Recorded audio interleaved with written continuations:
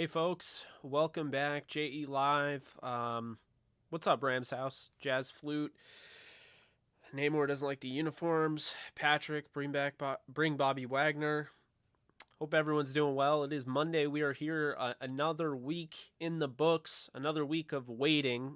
The Rams did trade away Robert Woods. They did agree to extensions with Joseph Noteboom, with Coleman Shelton and Brian Allen shoring up the offensive line. They did go out and get Allen Robinson, so it's been a little bit of a transformative offseason. Obviously, you do have three guys coming back, via the free agency pool. You do lose Robert Woods, of course. You trade him away, and you do lose Andrew Whitworth. Those are two captains on the roster that they're going to have to replace. Not an easy thing to do, I might add. Plus, you have Odell Beckham Jr., who is a free agent, who will likely be back with the Rams, but the 100% likely, like I was told and like I expected, it's definitely not 100%, I would say, anymore. Just because, you have teams like the Packers that could offer him a lot of money and, teams like that really need him. He won't be available until November, but that is something to keep in mind. But the big one here is Aaron Donald. And whether I agree with it or not, and you guys know I've been a little bit vocal about it, still love Aaron Donald. I have nothing against him, but I just feel like this is really not the time as of right now, trying to repeat, run it back, so to speak. This is not really the time to shell out boatloads of cash towards a guy that's already extended, through 2024 and who's getting paid, top 20 money in the NBA or the NFL. So, that's something that I'm a little, as you guys know, I've been a little vocal about. But here's the thing, okay? The Rams are not, as I've mentioned before, the Rams are not going to extend Aaron Donald. They're not going to give him this contract. They're not going to rework his deal if they're not also winning as well. And so I think really what this is going to do is it's going to free up some space. And, shortly after that, I think at the end of the day, as far as, Aaron Donald is concerned, I think he's going to get paid the money that he wants. And I think the Rams are going to have some more cap space to go out and get a guy like Bobby Wagner and maybe Stephon Gilmore, and who knows. But I think he is the domino to fall. I think, that is the thing there. So, we'll be seeing that, but it's going to be interesting for sure. Definitely going to be interesting. We'll see how things shore up, but right now it's a waiting game. And I think when you look at the Rams roster, you have to feel pretty good about it. You have to feel like this team can repeat. I mean, they have an offense all across the board, very impressive. Obviously, Matthew Stafford, one of the best quarterbacks in football, the most clutch quarterback in football, maybe aside from Tom Brady, who he did beat in the divisional round of the NFC playoffs. But you also have other players as well. The running backs, you have Cam Akers, who likely is going to have a full off season to get down pat, maybe pass protecting and things along that. Just improve upon his game. You have Darrell Henderson coming back. I don't expect Sony Michel to be back. I do expect them to slide another guy in there, whether it be via free agency, which, those options aren't as limited as you would expect, but they are getting a little bit limited. Cordell Patterson is off the board now. You could see that, or, they will sign. So, we'll see in that regard. But, I just think with that, the Rams are going to have to, they're going to have to find a third guy because, you can't rely on Cam Akers and, Darrell Henderson for a whole season based on what we've seen so far. But regardless, I think it's a really good running back room. You have a really good quarterback. Then you look at the wide receivers. Cooper Kupp, best in the league right now. Allen Robinson, I mean, he's had some tremendous seasons with quarterbacks like Blake Bortles and, obviously Justin Fields last year and Andy Dalton, that mess. Not really knowing who is going to be your starting quarterback and, Mitch Trubisky. So I think Allen Robinson's going to be in for his best season in his career. And then, of course, you have Van Jefferson coming off an 800-yard season in his second season. He's going to get a bigger role. I think this does open up the opportunity, whether Odell is back or not, it opens up the opportunity for, last year's rookie receivers, Jacob Harris, Ben Skoranek, and, of course, the second rounder, Tutu Atwell. So you have a deep offense there, running back, wide receiver, quarterback, tight ends. Gotta love, what you have in Tyler Higbee and Bryson Hopkins. And, of course, Kendall Bland. The offensive line looks really good, in my opinion. I know some others don't agree. But then you look at the defense. And, obviously, it sucks to lose Von Miller. The defense does feel a little bit like, okay, well, now you lose Darius Williams, but the Rams have set themselves up for this. And that's kind of the thing, is that they didn't just draft Robert Rochelle to sit there and look pretty. They drafted him with the mind that he's going to start someday, and I think he's a little bit ahead of schedule. Somebody that was originally a wide receiver turned cornerback. You look at David Long, who I thought really made a lot of strides down the end of the season last year. Of course, Jalen Ramsey, who is probably going to be the longest tenured player. The way he's set up, could be on the roster until 2026 and beyond. We'll see.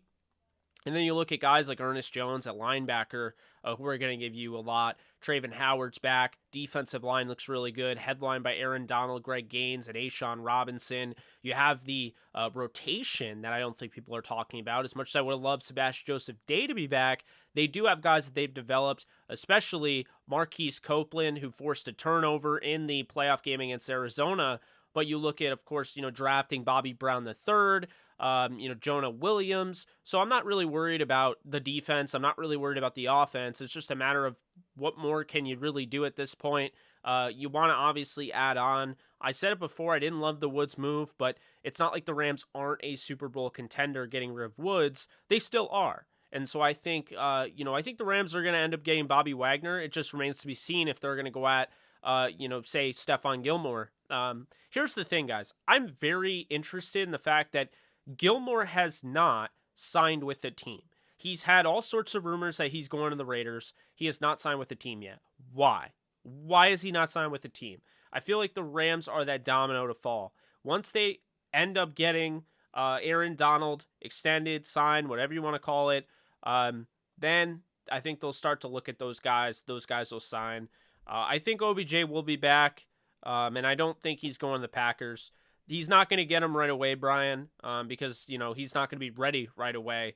And the Packers don't have a lot of money to spend, so I don't even know how much they would really be able to send to him. Furthermore, I'm seeing we need to trade away Hendo. I absolutely disagree. First off, I'll say this. I don't want the Rams trading away anybody.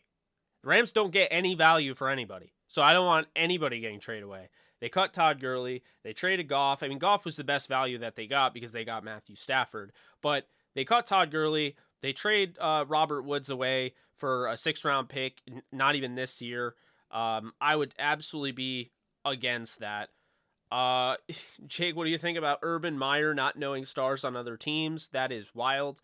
But I also don't really care. I don't think he's very relevant. Melvin Gordon, he's probably going to ask for a little bit more money than what the Rams want to pay for a running back. No, guys, I know you may not like this guy. You may not like that guy. I wouldn't trade anybody because, like I said, the Rams don't get good value for them. Robert Woods, 6th-round pick in 2023. Okay, the only guy that they've traded where they've gotten really good value for is Brandon Cooks. They traded away Brandon Cooks and they got the same pick that they used for Van Jefferson. So that's probably been their best value trade. They trade away Robert Quinn, who was second in the league in sacks this year, for a boatload of late picks. I'm not a fan of the way they trade their players. So no, I don't think that they should trade Hendo. I don't think they should trade Rapp. I don't think they should trade anybody, to be honest with you. Zadarius Smith to the Vikings, interesting. It does open up the door a little bit for Daniil. I think it's Daniil. I don't like pronouncing guys' names wrong, so I think it is Daniil Hunter. It should open up the door in a sense, but I was basically told that the Rams didn't have a shot at Zadarius because they weren't really interested. So, I don't know how that whole thing went down, but I thought it was a huge opportunity, and the Rams apparently weren't interested. We'll see. I understand he's coming off a back injury. I would have signed him, though. Wouldn't have cost that much. Really curious, but on top of it, guys, you have to keep in mind they did put together, they put together some depth. They put together, you go out and you get the capital that they use. For instance, they get a 4th-round pick. They use it on Terrell Lewis, or actually 3rd-round pick. They've spent money. They gave away. They got Justin Hollins, who's a 5th-round pick. They claimed him. They spent a 7th-round pick on, the Chris Garrett, the pass rusher there. They've spent. Yeah, it's Daniil. Okay, cool. Thank you. Yeah, they've spent capital on these guys. I think they want to try and develop them. I mean, talk about 5th-round pick and Ernest Brown, the 4th. I mean, this is somebody that they also like. I mean, he's on the practice squad the whole year. He'll likely be back in some capacity, and he'll be fighting for a spot. I know Morgan Fox is now available. That could be intriguing. He doesn't really play that same style at all of how Von Miller plays. So I just don't expect anybody to truly replace Von Miller.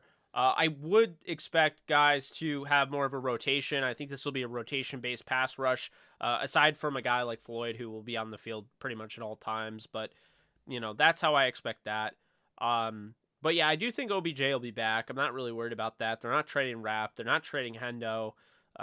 There's just no point. Lewis, if he stays healthy, can be a hell of a player. I mean, we've already seen it. When he's healthy and he's confident and he gets his opportunities, I mean, this guy makes plays, but he's never healthy. He's going through that knee, and I don't know if that's going to get any better. The Rams already went through that with Todd Gurley. So, we'll see. But what's up, Nolan? How's it going? Yeah, I'm hoping that they break some news. I would love to get some news, but, we'll see. It's funny, someone just asked me, report on Taylor Rapp. I'm not going to answer that tweet now because I want to be able to actually respond. Guys, did you see Seattle? Their Twitter? They post the extension that they got of Rashad, what's his name? Rashad Penny, and they put run it back. I'm like, I don't know what they're doing there. Are they trying to make fun of themselves? What are you running back? 7 and 10? Sheesh. Traven Howard he was tendered, so he's a restricted free agent. Well, he's an exclusive rights free agent. Yeah, so basically he's going to be a Ram. Don't worry about him. He's not going anywhere. Yeah, I'd love to see Chris Garrett take a big step. I know he's a 7th-round pick. I know he's from D2, but he showed up in preseason. So, we'll see. I mean, I think COVID really kind of derailed his opportunity, but, we'll see. If the Bears are still doing a fire sale, we should trade for Quinn back. Yeah, it's the money, They wouldn't offload, Robert Woods' deal so they could pay all that money for Quinn. The real news, I think Allen Robinson is probably going to wear a single-digit number. Could be 8. Could see Matt Gay switching to 6. But that's how I see it. I think he's going to wear a single-digit number.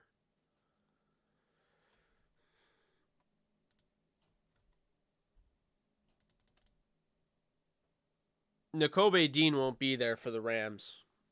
He'll be gone the first round.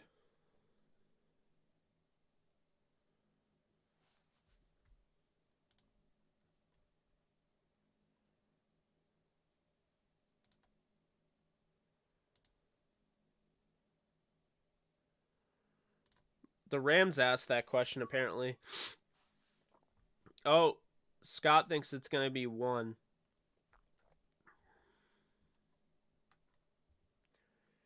Maybe Van Jefferson switches to 12. I don't know. Who knows?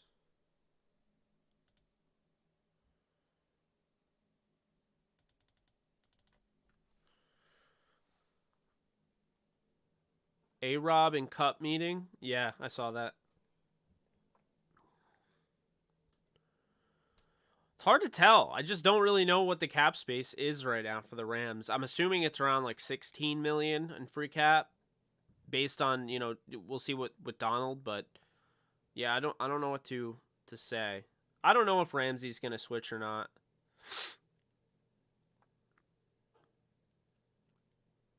Ramsey wore 8, I think, at FSU.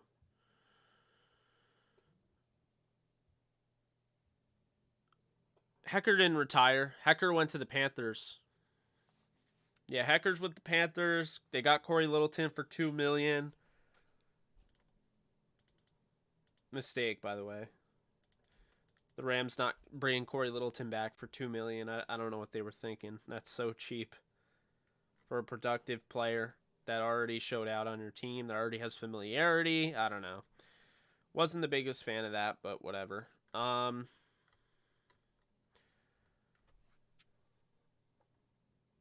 Hecker's QB1 for Carolina. I mean, at this point, I don't think that's far from the truth. Who do I want? I mean, as of right now, based on everything going on, not knowing what's going to happen, I would probably go corner.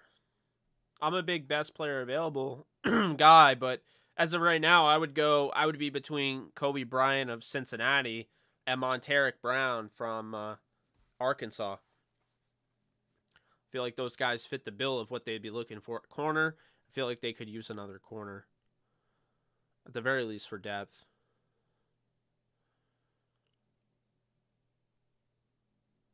The 49ers O-line. I mean, it looks fine. I don't think it looks that bad. Number 11 for Robinson. Brandon Powell becoming I don't see Brandon Powell becoming a top receiver. No, I don't think they're going to give him a shot, to be honest with you. Don't even know what numbers are available. I love and hate that our front office is so tight-knit. We never have leaks, but we know what's going on. But we never know what's going on. I agree. Oh, God, not NFL rumors. Or NFL rums. Jesus.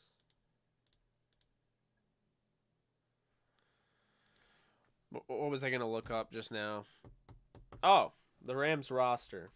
That way I'll know what numbers they have available. I'll tell everyone. Ready for this? Because these are the important things. Not free agency tracker. You aren't signing anybody. There's no one to track. The Rams have a free agency tracker as if they're actually signing people. It's funny. Okay. Oh, wow. You can't even... Well, that is obnoxious. You can't sort by number on the Rams? Oh, there it is. Okay. All right. OBJ 3 is still on the website right now. So 2 is available. 4 is available. Ramsey is 5. So then 6 would be available. 7 would not because it's retired by Bob Waterfield. Thank you so much for donating, Matthew. What's up? Keep up the good work, man, with the info. I sure don't have time. My trucking company trying to run me into the ground. Oh, I'm sorry to hear that, man. I really appreciate your donations, as always, Matthew. Really helps the channel out, and I appreciate your contributions to the channel as well. Between the Horn said A-Rob is wearing number 1. Really? Oh, OBJ switching to 13. John Wolford's 13. How the hell can you do that? Anyway, all right. So 6 is available. 7 is not because Waterfield, it's retired. So right now, you have 2, 1, 2, 4, 6. Let's see here. Darius Williams 11 will be available. That is the ugliest cornerback number. Although they haven't taken Darius Williams off the site yet, which is really interesting. 14 is available. Oh, of course they don't have it that way. Because, okay, the guys that are hurt, they don't have in the same... Okay, so 14 is available. 4 is not because it's Jordan Fuller. I'm an idiot. Okay. Oh, they put Robert Woods on the injury. Oh, my God. All right, this is really confusing, guys, because they don't have everything in order. So, right now, 6 is available. 1 is available. 2 is available. 4 is not. 3 is not. 5 is not. 7 is not. Then you have... Who's 14? Is anyone 14? Javian Hawkins is 14. So that... I mean, I would assume if Robinson wanted 14, he could take it. But we'll just say that's not available for now. Okay, so 14... Tutu is 15. Bryce Perkins 16. 17 is taken, I believe. Nope. 17's not taken. Oh no, 17's JJ Koski. Let's see. 18 Skoranek, 19 Powell, 20 is available because it was Eric Weddle, and now he's retired. So Eric Weddle's retired. Dante Dion's a free agent that they haven't brought back yet. So that is 21. David Long, 22. Cam Akers will be switching from 23 to 3 for whatever reason. I think he'll keep 23, but whatever. Taylor Rapp's 24. Sony Michel was 25. He's not coming back, so that'll be available. Burgess, 26. Henderson, 27. 28 is Falk. That's retired. 29 is Dickerson. That's retired. 30 is Raymond Calais. 31. I don't think anybody has 31, but I'll check. Doesn't look like anyone has 31. Oh, Rochelle. Sorry. Again, it's all out of sorts. So Rochelle's 31. 32 is Traven Howard.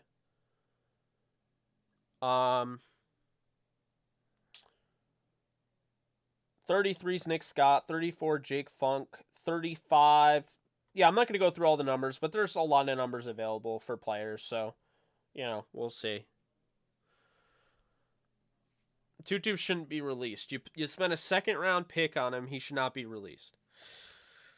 Cam said at his meet and greet that he is switching to number 3 for sure. It doesn't make any sense. He's a running back. I don't know why running backs want to wear single-digit numbers, but okay.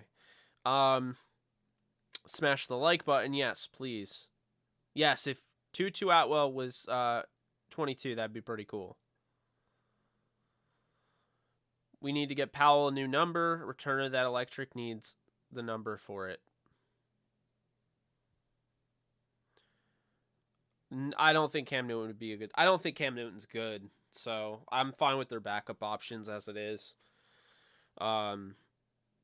Please, he's whack. Just because he's a second-round pick doesn't make him a good fit. He didn't get a chance. He played special teams, and he got hurt, and he missed the season. And in front of him, he had Robert Woods, Cooper Kupp, Van Jefferson. He had DeSean Jackson at the time. I'm just telling you, give Tutu a chance. I'm just saying right now. Like, I understand people were annoyed with the pick, but, number 7 would have looked good, but they're not taking that. They're not taking that out of circuit. Like Bobby, not Bobby. Well, I guess you could call him Bobby Waterfield, but it was Bob Waterfield. He won 2 championships with the Rams. He was a coach. He was a GM. He's royalty, they're not going to just retire his number and give it to somebody else. 40 also won't be picked up by anybody else, I don't think. 40 was Miller. I can't imagine anybody wearing 40 again. Because 40 was Crazy Legs Hirsch. It was retired, and he asked for their blessing, and, 007. When did he fumble?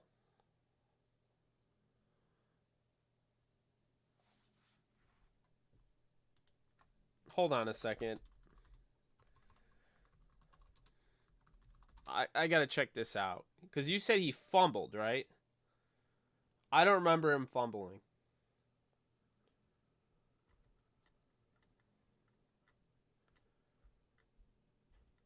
Yeah, he didn't fumble.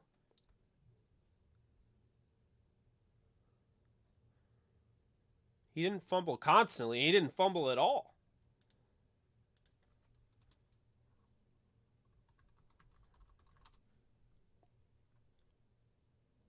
Yeah, that's just not true.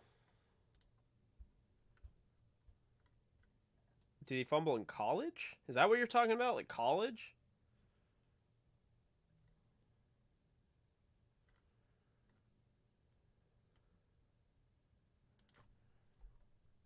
I can't really find that.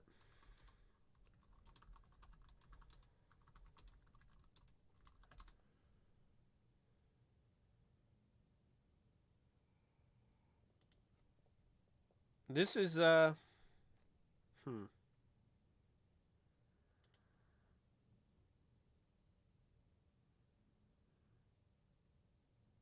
I don't even think they gave him the fumble.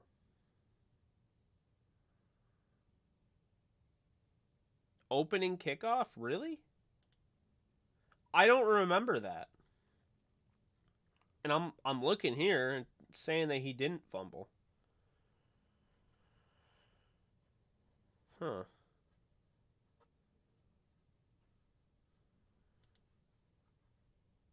There's no... Hold on a second. I want to make sure we get this right. I don't want to...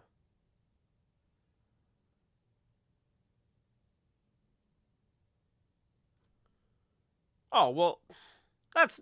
If he fumbled and picked it up, then it means nothing. Eric, I don't see another receiver going to the Rams. The Rams don't need a deep threat. I've seen that a lot, and I saw it a lot last year. The Rams have Van Jefferson. Yeah, if it wasn't a turnover, then I don't care. It wasn't a fumble, in my opinion. That also doesn't constitute fumbling a lot. No, he doesn't have a fumbling problem. But yeah, no, I would be against Will Fuller. I think Will Fuller just followed Deshaun Watson to the Browns.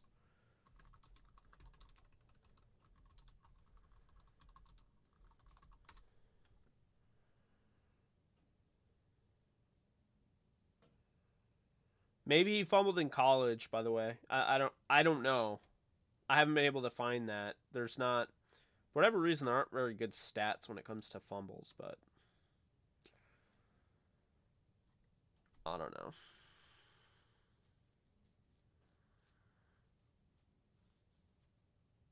So what you're saying is he fumbled and the other team didn't get it, so he didn't turn it over. And also, I'm not seeing...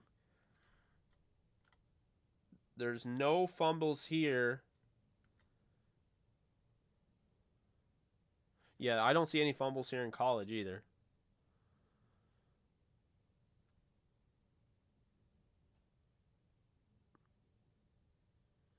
Austin Blythe went to the Seahawks. Good for him, I guess. He'll be back with it. Oh yeah, I think I knew that. He went back with Andy Dickerson, the assistant offensive lines coach with the Rams. Yeah, no, that makes sense. Yeah, I can't talk about fumbles anymore. I think it's just it's like a regurgitated thing. I don't know. I think Tutu Atwell and Jacob Harris are gonna have success. I'm not worried about it. I'm not. Makes sense. They don't need Sony Michel, and I feel like they want to diversify their running back room, so makes sense. They already diversified the receiver room.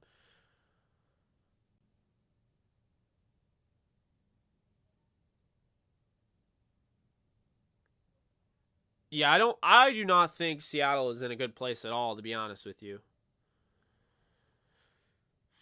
I mean, if they get Baker Mayfield, I guess good for them, but I mean, how is that? How is getting Baker Mayfield enough to stop the Rams with Stafford? I don't see it, you know. Baker Mayfield will just take over for like he'll be a not as good version of Russell Wilson. He'll just take over being the ragdoll for Donald and company. That doesn't seem ideal.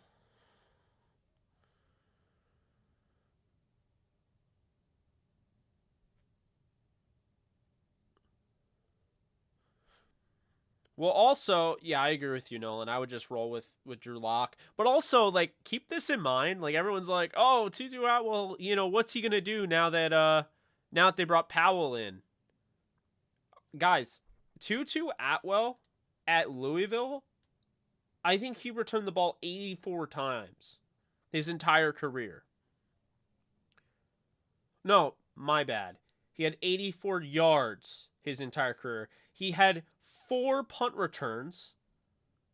Okay? And for kick returns, I'm not seeing one.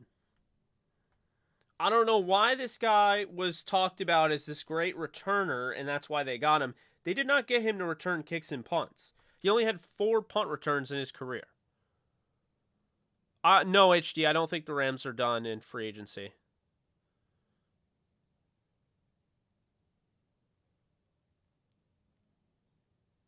Stafford was wanting Powell to play receiver in the Super Bowl. He was telling Kevin they lit it up in Detroit. I don't think he was... Hold on a second. Powell? Are you talking about Marvin Hall? Because I don't think Powell played for... Oh, he did play for Detroit. Huh. 11 catches, 129 yards. Interesting. I didn't know that. I did not know he was in Detroit initially. He was there his rookie year.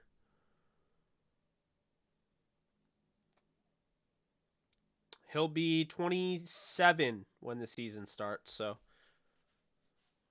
nothing with the Rams yet.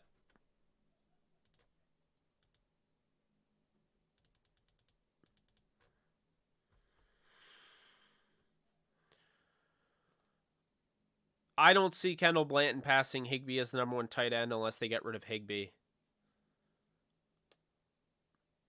Noah, I think that they're going to get Wagner, and that's really all I think. You know what I mean? Like, well, aside from OBJ, I think it'll be OBJ and Wagner. I'm hoping Gilmore's part of it. That's why I put him in the thumbnail, but I don't know for sure. I don't know this Donald contract. Like, I don't know what to expect, you know?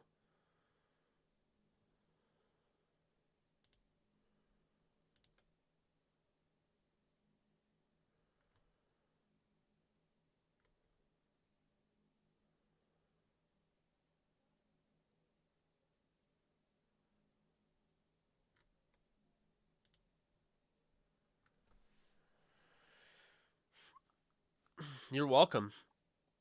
How we all doing on this Monday? We having a good time? Hopefully. Also, we have over 200 people in here. Appreciate y'all. Be sure to hit the thumbs up and subscribe if you haven't already.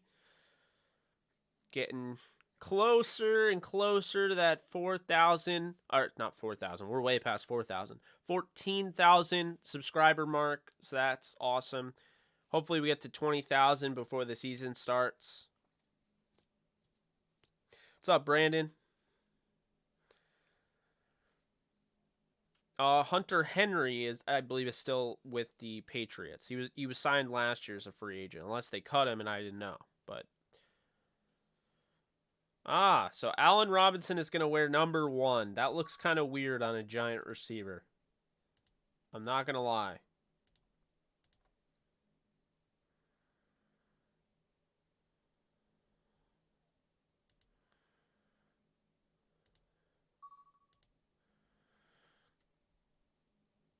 Yeah, that so he will wear number 1.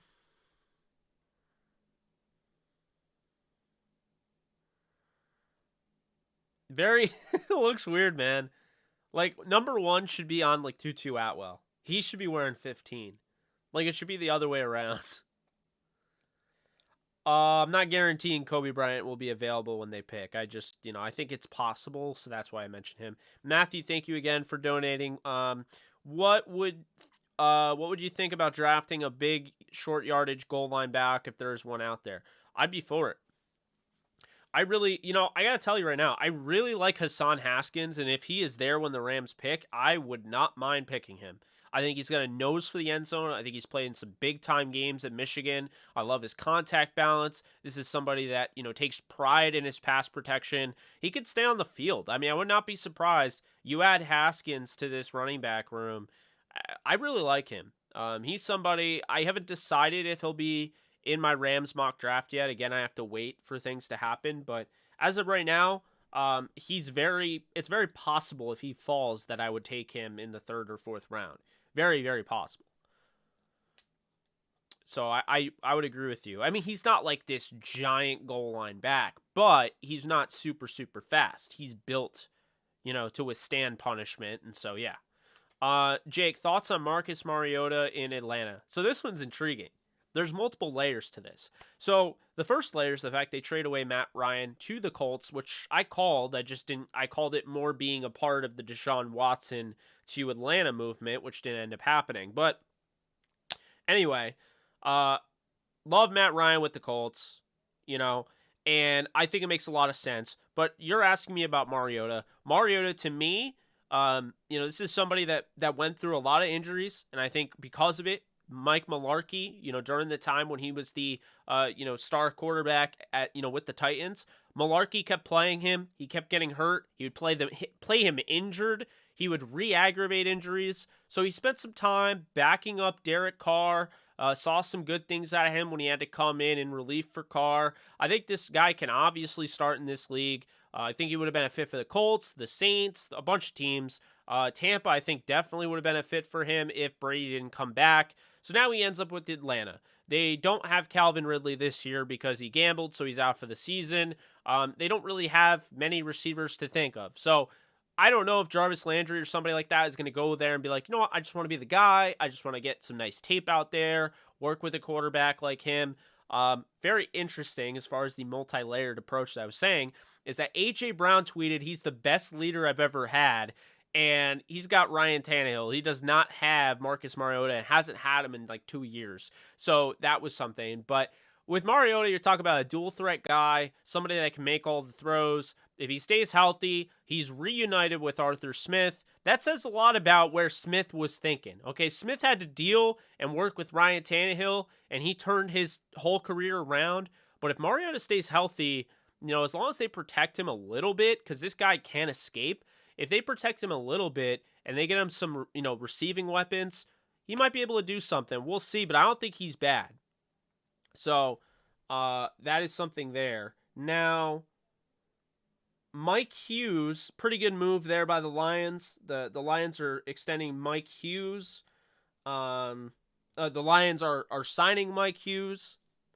He was formerly with the Chiefs, actually was drafted by the Vikings to be a special teams ace and a shutdown corner in the slot, and now he's going to the Lions.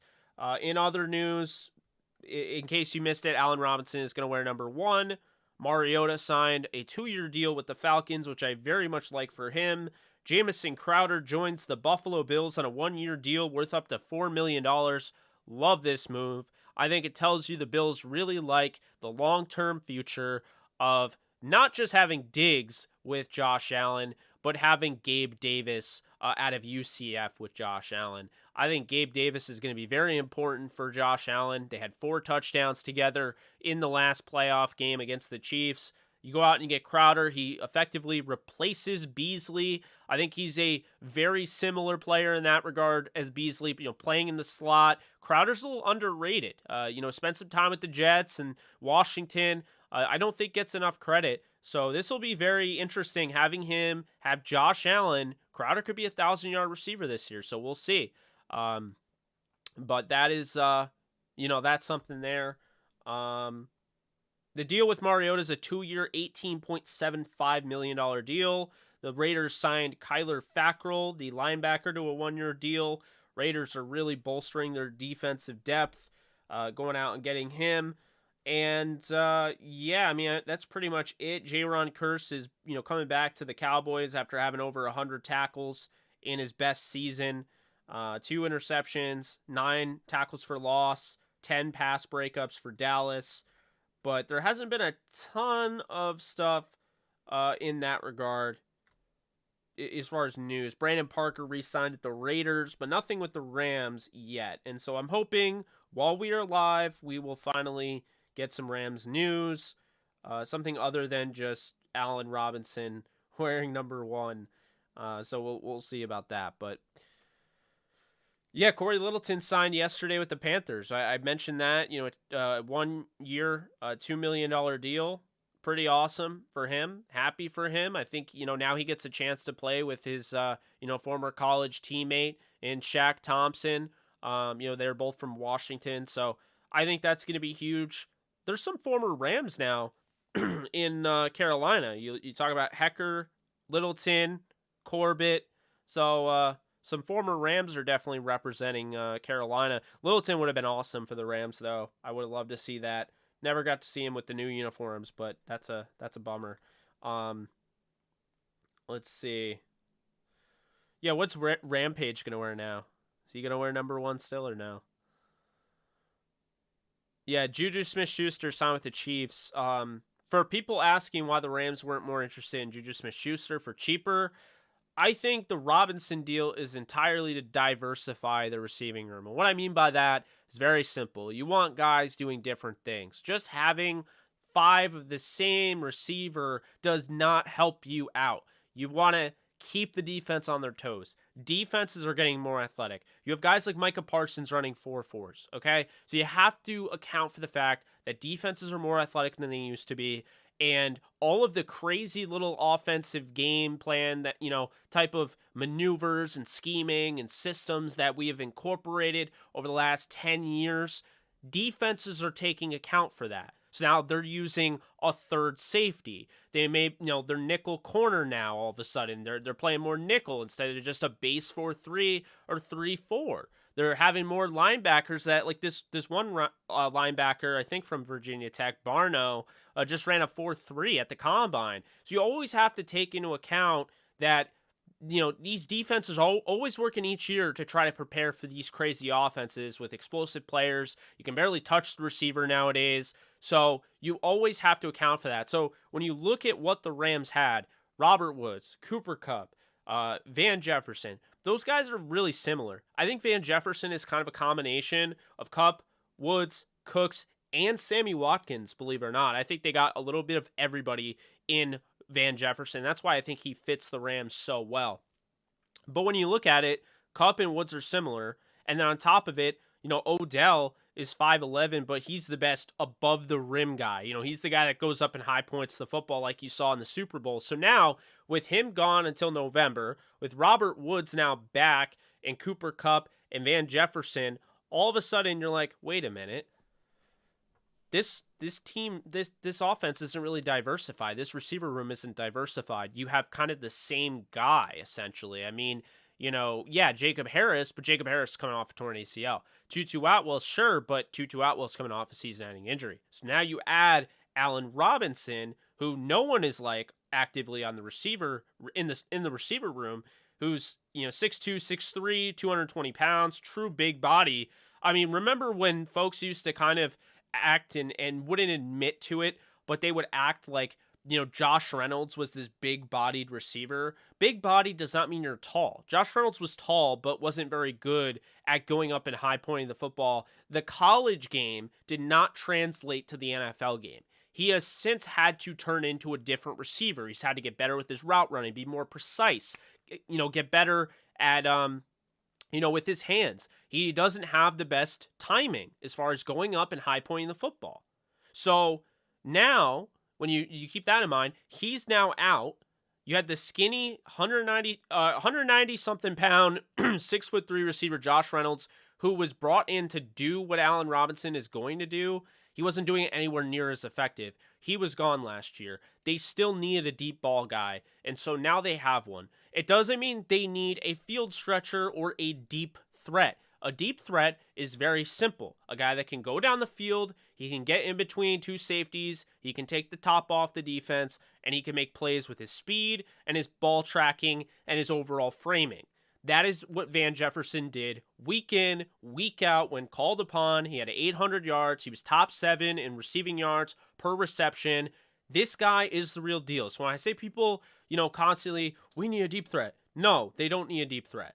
But now with Robinson, he's a different kind of threat. He doesn't create as much separation as a Cooper Kupp. He doesn't create as much separation via speed as Van Jefferson. But what he does is he nullifies the yards of separation. And this is how it works, is that it doesn't matter how much he separates when he has such a wide catch radius and he's got such strong hands. He can muscle the ball away from anybody. So now you have him, you have Van Jefferson, you have Cooper Kupp, you have Tutu Atwell, Jacob Harris, OBJ likely going to be back and likely going to come back in November. Then you have Higbee, Blanton, Bryson Hopkins. You have a really good offensive line. You have pass-catching threats out of the backfield in Cam Akers and Darrell Henderson. And you have one of the best quarterbacks in all of football in Matthew Stafford. It's hard to see how anybody is going to defend this offense. And that is where I was getting at. I hated the move for Woods more so because of the compensation. I didn't like who they got. And also, let's be honest here. What we aren't talking about, the human element of it. It not only sucks in that regard, but keep this in mind. Robert Woods, he didn't even get a chance to play under that contract. They traded him before the bonus kicked in. Like, he didn't get any bit of that contract he signed. It's not a good look to me. Okay, regardless, you may love the Rams. I have no issue with the Rams. They're my team, obviously, as you can see over there. But that was not a good look. Take the fan goggles off a little bit and realize, all right, that does not look good for other free agents. You can say the business is ugly, sure. But Robert Woods, there's a video that the social media team posted when he signed. If you remember, he signed the contract right around the time that Cooper Kupp got extended.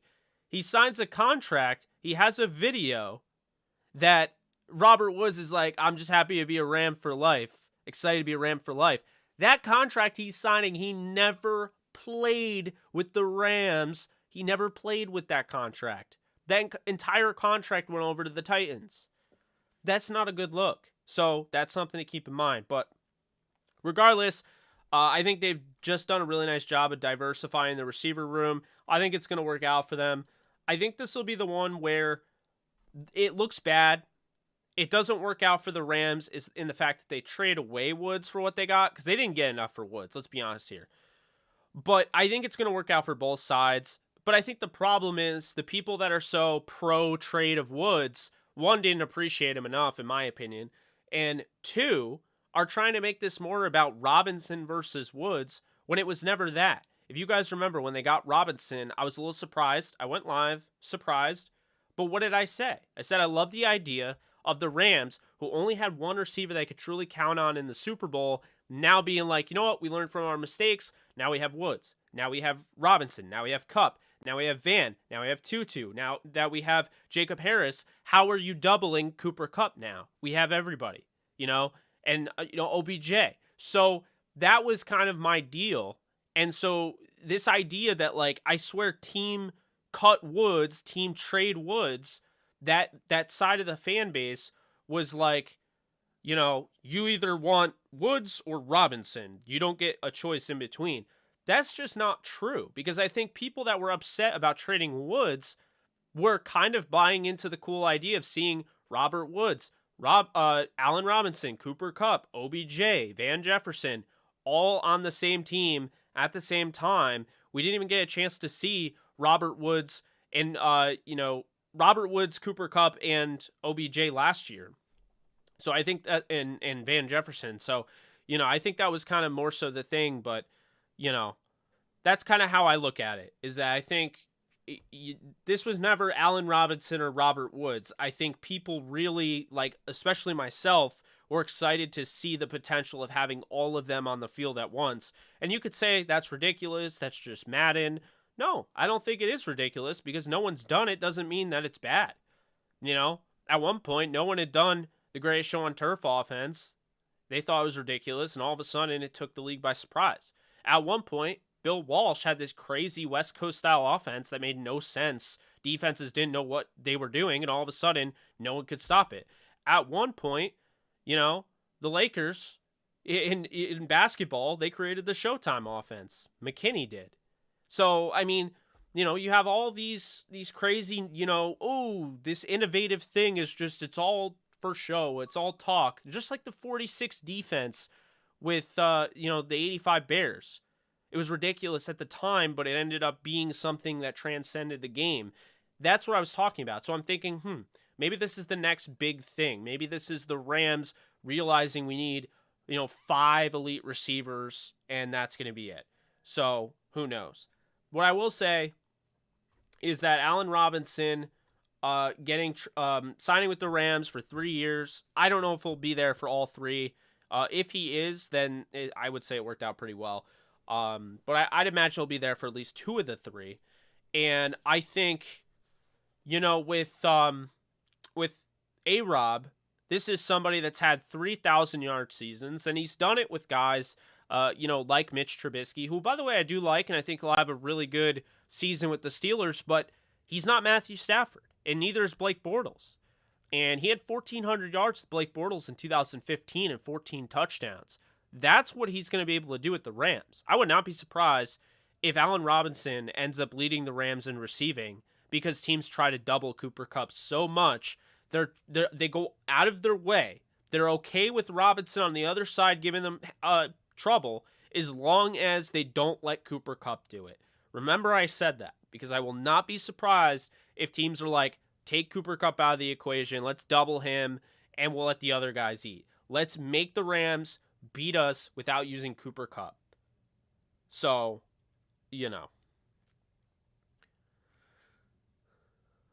I would love to see them go after Tyrann Mathieu, but I don't know what to expect.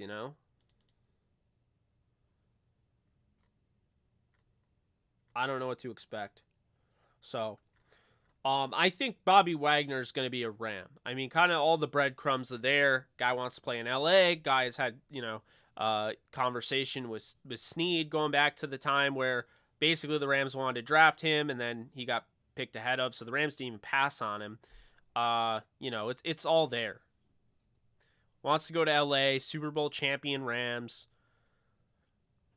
Yeah, I don't know. You want Zadarius Smith? He's gone. He's going to be with the Vikings. He signed with the Vikings, it looks like. I don't think they need to replace Miller as much as everyone else. Miller, here's the thing that was interesting about Miller. Miller was almost brought in to be like the leader, right? So like he led. He had the experience. You could tell he took on that role. He brought that leadership. I think he made Aaron Donald better by being a Ram because he kind of taught him, and Jordan reported this multiple times. Like, he would basically teach him to speak up in the meeting room and things like that, and taught him to be a more vocal leader. And I think you saw that kind of come to fruition. Aaron Donald kind of took on that role as the season went on. Now the question is, with Vaughn out the door, does he continue that level? Because Aaron Donald was never an aggressive leader. Aaron Donald was never a rah-rah guy. You know what I mean? Aaron Donald was pretty low-key. So, the question is, did that Von Miller year, did that rub off on Donald? Will we continue to see that? So that's something that I'm very intrigued about. But, we'll see how that goes. Waiting on more news. Right now we don't have anything, but yeah, nothing I'm seeing here.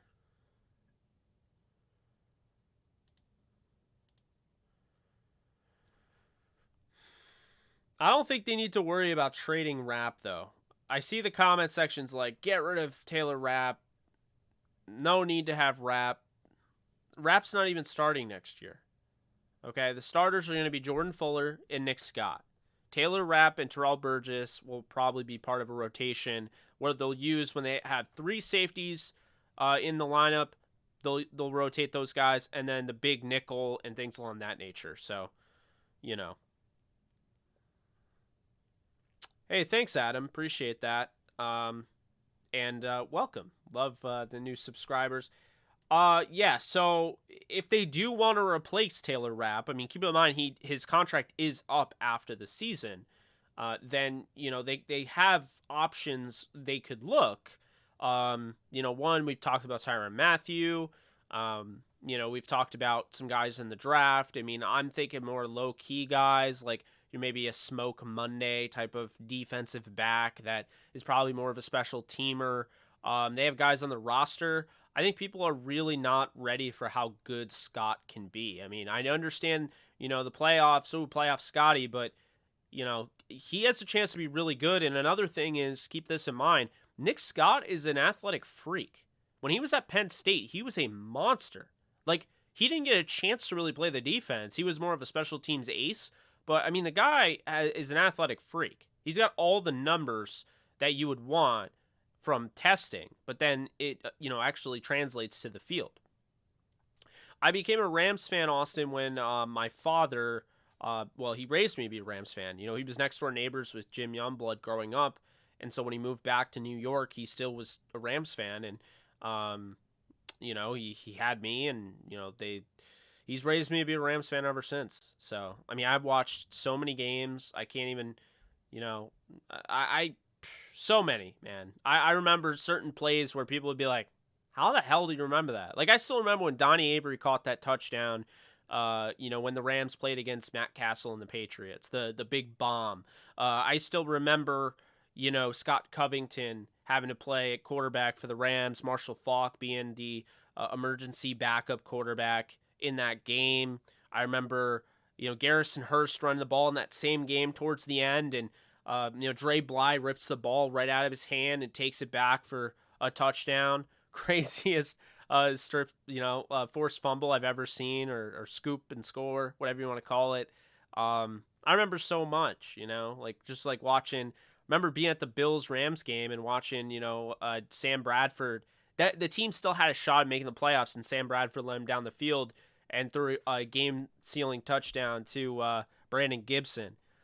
After Chris Givens had a nice end around that went for a while, and I thought he had a touchdown, but he didn't. So, yeah, I still remember all of it, but, I remember when A.J. Feely was the quarterback and won on Halloween against, Matt, what was his name? Matt Moore of the Panthers. Remember the Rams trotting out really any quarterback, whether it was Keith Knoll or Jeff Smoker or any of those guys. Brandstater, Farrat. I remember Farrat throwing 6 picks in a game, Oh, favorite play from this year? Good question, Rams House. There's a lot. I don't know. I kind of I gotta say, this is tough. I like the OBJ, the wide receiver pass.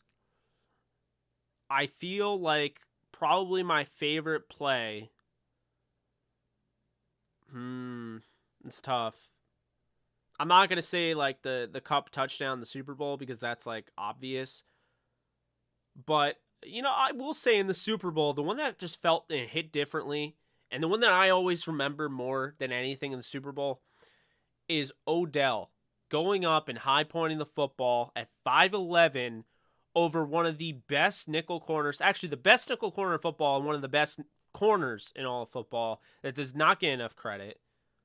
And I just, I felt like that was different, man. When he went over the top like that and caught that, Mike Hilton was all over him. That was just amazing, man. I think, well, you know what? I'll say the one that to beat Tom Brady, the one that set him up. Didn't have to be a touchdown. I'll say that. I think that's the one. That felt completely different. That felt like they won the Super Bowl. When they did that, I knew that they were going to by far win the Super Bowl. I already knew. But when that happened, it's just like any doubt I had, like that was gone. They were just going to make it work. That was Stafford's like big flipping off the whole. He didn't do it. I'm not saying he flipped off anybody. But his play flipped off every hater. Because all we heard all freaking week is, but it's Tom Brady. But it's Tom Brady. You can't bet against Tom Brady. How much are you betting? Like, Nolan came on the show that I think after they beat the 49ers, I had him on. And he said it best. How much are you betting? Like, these guys would be like, but it's Tom Brady. Like, I know I'm not betting against Tom Brady. You're betting like $40. Chill out. But, yeah, I would probably say, after thinking about that a little bit, my favorite play of the year is definitely the throw from, Stafford. He's got Kupp wide open, and it's just the biggest middle finger to anybody that doubted him, because it's all about, he can't win the big game. He just can't do it. And you look at the Cardinals game, and he was great in that game, but then all the narratives were, Sean McVay does not trust Matthew Stafford to throw the ball. Why? Because he got a 34-11 win and 19 passes completed? I mean, that doesn't mean that it's his fault, So, yeah, I think the Bucks game was the first time where he was just like, screw you, I'm this good, and I don't care whether you think it or not, but I know I am. I'll bet 47-50 against Tom Brady. Yeah, right? Yeah, what a throw by Stafford. My God. And that's another thing. I don't care how open he is. If Stafford doesn't throw that on a dime, it doesn't matter. Like, you know what I'm saying? Like, I mean, oh man, it was just such a great throw. Sean, I didn't see yours. If you could post yours again, I'll definitely answer your question or questions if you have them. But I didn't see yours. No, it's hard. I see them, and then they go away really quickly, and there's not really anything I can do. So I try to go back, but I do miss questions.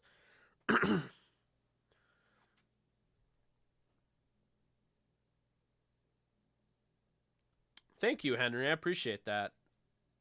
Yeah, I try. I try. There wasn't any news today, but at least I try to, I try to give my true thought process on everything, and you know, I'm a little surprised there wasn't news today. Little surprised, but you know, I guess that's just the way it is, right?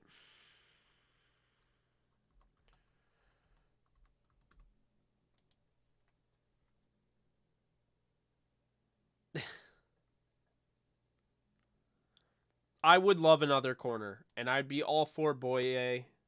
I don't know if Boye will be back, but will be the guy that they choose. But if they do, I'd be all for him. Basically, is what my point is. Um,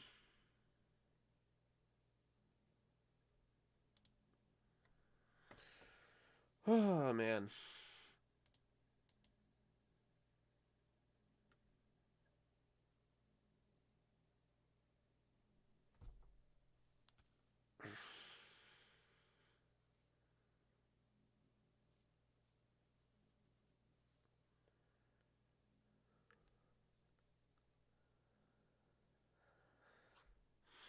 the jersey reveal this year, I haven't seen anything, so I don't know. Makes sense. If you're an ex-Ram, why wouldn't you go to the Chargers? You get to play in the same stadium. It's kind of unprecedented in a sense. Guys, be sure to hit the thumbs up. Let's get the likes up. We're at 83. Got 230 something viewers in here, so that would really help me out if we could do that. Really appreciate it. Also, if you want to support the channel further and you want to highlight your question in case I miss it, be sure to hit it with the super chat. I do see all the super chats because it shows up in like bright, like a bright box. I can see everything. Do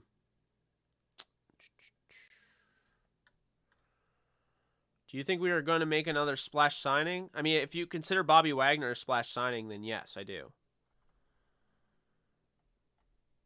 I definitely, I do think they'll make another splash signing, but we'll see.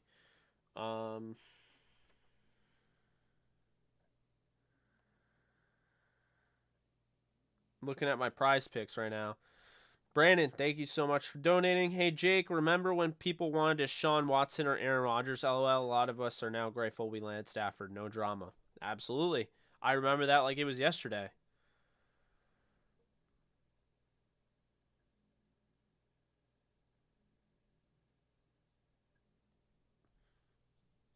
Pretty crazy. Stafford's the new GOAT. Easy there with that one, but, I love Stafford, so. I think Rams-Bills Super Bowl 57 as well. Stemmy Bailey was going to make a difference until he got shy. I still remember his red zone touchdown catch against the Chargers. It got called back for unsportsmanlike the next play he did again. Is that the one where he slept on the ball? I think I remember that. Haven't heard anything about Odell. Just that he wants to stay in LA. So I'll take his word for it. Lakers are winning 67-62 right now. For you Lakers fans that are in here, I understand not everyone is one.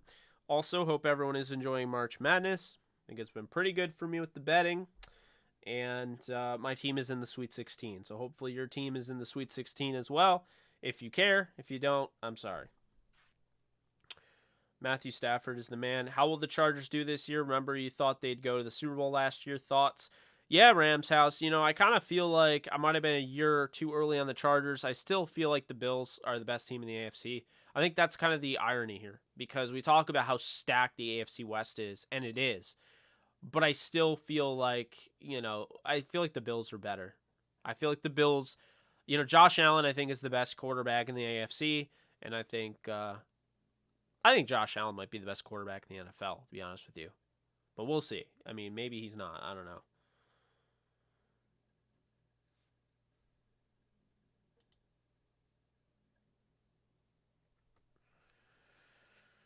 Jake, do you think if Odell never got hurt, we would have gave the money we used for Rob? That's a good question. I'm not really sure. UCLA, yeah, I have UCLA and Kansas in my Final Four, as well as I have. No, I don't have Gonzaga. That's not possible because I have Gonzaga. No, I don't have Gonzaga. I have Texas Tech, UCLA, Kansas, and Arizona. My Final Four still intact. I hope everyone else is.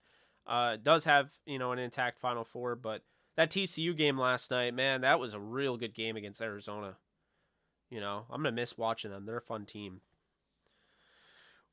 Willie, I'm with you. That's my pick as well. I think it's UCLA versus Kansas in the championship. Oh yeah, and St. Peter's coach is so good, man. He's just got the right mindset. You can tell nothing's too big for them. He's got them so prepared. It's just crazy. Julio, I love it. I think Sydney Sweeney is a great actress. She was awesome in Euphoria. I think she's going to do a great job in whatever role she does with the Madam Web movie.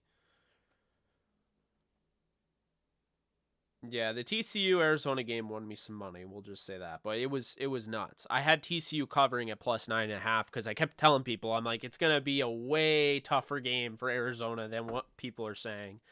Sure enough, it was, and you could argue TCU should have been shooting free throws to win the game if they called that mid court contact. I mean that looked to me like a foul, but uh, I think the Bills overpaid for Von Miller because they knew that was the only way to bring him back. So, yeah, I do think that they overpaid him, but, you know. Oh, I loved Stedman Bailey, so I'm with you there. UCLA fan since Bill Walton days, 70s, nice. Yeah, I'm not a UCLA fan, but this year they've been kind of fun to watch, so. Most underrated player from this year on the Rams? I mean, that's tough. There's a few. I mean, the way people talk about Van Jefferson, I've seen some, not in this comment section, and of course, I should probably know where I'm getting it from because a lot of it was on, you know, uh, some of those groups that I was just like, whatever. But I saw one where, you know, what was it? Van Jefferson. The Rams should trade Van Jefferson and sign Juju Smith-Schuster. I don't know, stuff like that. You can only take that for so long until you're just like,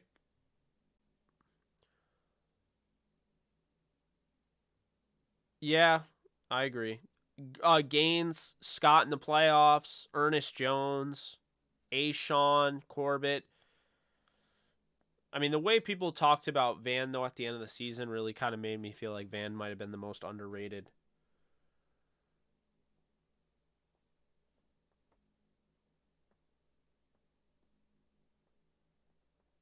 Um, if I had to pick a position, I think it's going to be corner that the Rams go after. Corner or running back. I just kind of have a vibe that they might go after running back, but I'm leaning corner overall.